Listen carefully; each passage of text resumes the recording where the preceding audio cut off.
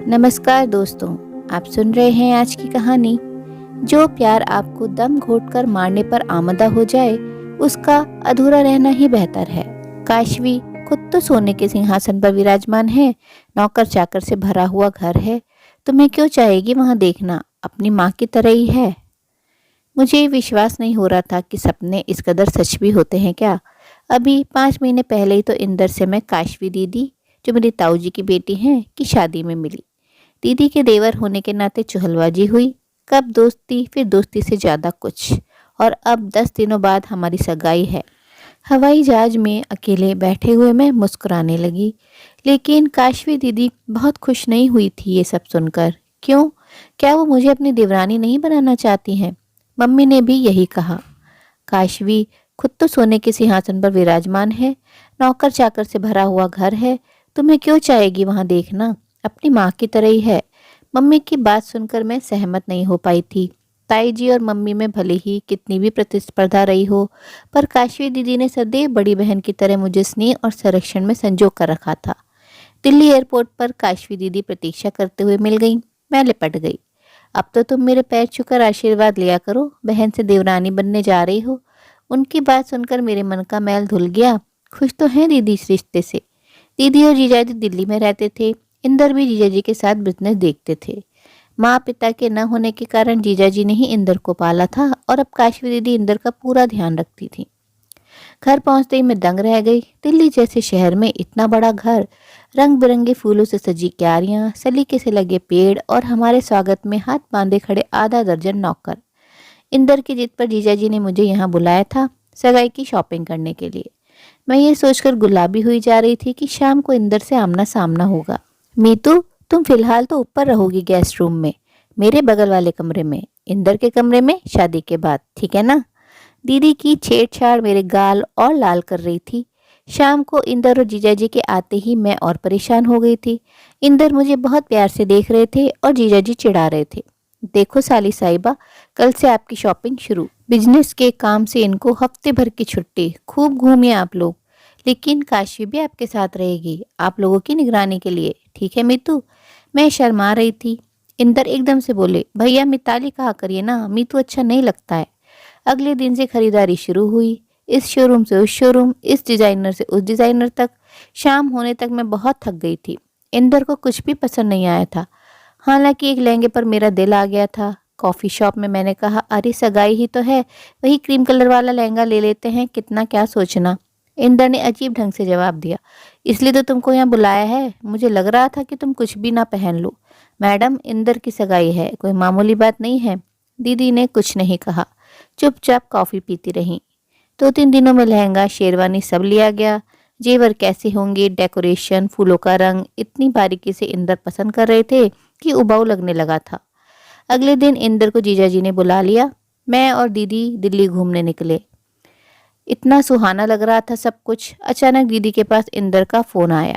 उन्होंने मेरी ओर बढ़ा दिया। मिताली, तुम्हारा फोन कहाँ है, और आज तुम बिना मुझे बताए कहाँ चली गई? मैं घर आया था तुम्हें लेने। मेकअप आर्टिस्ट के यहाँ जाना है मेकअप ट्रायल के लिए, तुरंत वहाँ पहुँचो, भाभी को एड्रेस पता है। मैं खिन्न हो उठी थी। मेकअप कैसा होगा ये तो मैं भी देख सकती हूँ ना, हर बात में इंदर का हस्तक्षेप, ये सब क्या है? घर आते समय दीदी को घर छोड़कर हम दोनों बाहर खाना खाने चले गए। माहौल अच्छा था, लेकिन मेरा मन नहीं लग रहा था। इंदर ने बात शुरू की, मिताली तुम जानती हो ना, मैंने पहली बार तुम्हें देखते ही सोच लिया था कि शादी मैं तुमसे ही करूँगा। मैं कुछ बातें साफ साफ करना चाहता हूँ। देखो, मैं भैया जैसा नहीं हूँ, जो भाभी की हाँ में हाँ मिलाते रहते हैं। भाभी उनसे बिना पूछे हर काम करती है, मुझे अच्छा नहीं लगता है। आज तुमने भी वही किया। एक बार भी तुमने पूछा नहीं मुझसे कि जाना है। और प्लीज़ अपना स्तर सुधारो, पसंद अच्छी करो। एक बात और है, मेरा नाम लेकर मत बुलाया करो। पति पत्नी में पति का पद ऊंचा रहता है, ये तो सच बात है। तुम्हें खराब तो नहीं लग रहा है ना मेरा कहना? मैं मुस्कुरा दी। घर आने के बाद मेरा मुंह उतरा रहा, पूरी रात नींद नहीं आई। सुबह सबके जाते ही दीदी को लेकर कमरे में आ गई। दीदी, 2 दिनों बाद मेरी सगाई है, कल पापा मम्मी भी आ जाएंगे, लेकिन मुझे कुछ सही नहीं लग रहा है। मैंने काशवी दीदी को एक एक बात बताई। दीदी का चेहरा संजीता होता जा रहा था। मीतू, मैं क्या बोलूं? शुरू में मैंने विरोध किया था, किसी ने मेरी बात नहीं मानी। मैं नहीं चाहती थी कि तुम इंदर से शादी करो, वो क्या है उसको मैं जानती हूँ। गुस्से में जिस तरह वो नौकरों पर चिल्लाता है, सामान फेंकता है, हर बात में अपना ही हुक्म चलाना, मुझसे भी कहता है कि भैया ने आपको बहुत छूट दे रखी है। ऐसे इंसान के साथ तुम मुरझा जाओगी मीतू। दीदी की बातें सुनकर मेरा रहा सा शक भी जाता रहा। आंखें भर आई थी, लेकिन दिल मजबूत करके एक फैसला लिया। पापा को फोन किया, टिकट बुक कराई। इंदर और जीजा जी को बुलाकर मैंने बात छेड़ दी। इंदर ने कांच का गिलास जमीन पर पटक दिया। क्या बकवास है, परसों सगाई है, आज तुम पीछे नहीं हट सकती हो। किसी ने तुम्हें भड़काया है?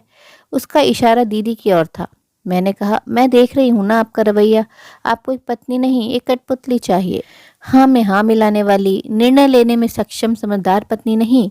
मैं बंदिशों में नहीं रह सकती हूँ, समझिए इस बात को। हर बात आपके हिसाब से नहीं हो सकती है।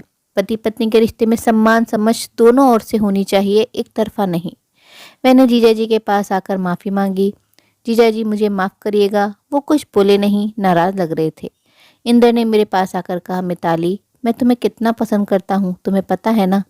मेरी आंखों में आंसू आ गए थे। इंदर आपको मैं पसंद आ गई थी, आपने मुझे चुना, लेकिन मेरे मन में तो खैर इससे ज़्यादा मैं कुछ बोल नहीं पाई।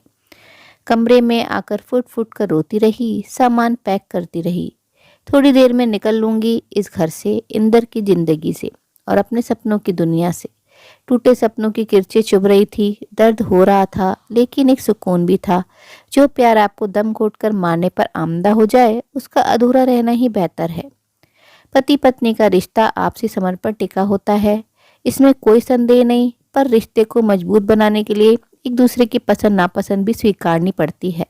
किसी भी निर्णय में परस्पर सलाह और समर्थन जरूरी होता है, वरना रिश्ता बिना खाद पानी के पौधे की तरह मुरझा जाता है। उम्मीद है दोस्तों कहानी आपको पसंद आई होगी। इस विषय में आपकी क्या राय है कमेंट बॉक्स में ज़रूर बताइएगा और अपने मित्रों और प्रियजनों के साथ भी शेयर जरूर कीजिएगा। दोस्तों आपसे अनुरोध है, अगर आप चैनल पर नए हैं और ऐसी ही नई नई जीवन से जुड़ी कहानियां सुनने में रुचि रखते हैं तो चैनल को सब्सक्राइब जरूर कर लीजिए। वीडियो में अंत तक जुड़े रहने के लिए आप सभी का दिल से बहुत बहुत शुक्रिया। तो फिर मिलते अगली कहानी में, तब तक के लिए आप लोग अपना ध्यान रखिए, खुश रहिए, ऐसे ही कहानियाँ सुनते रहिए।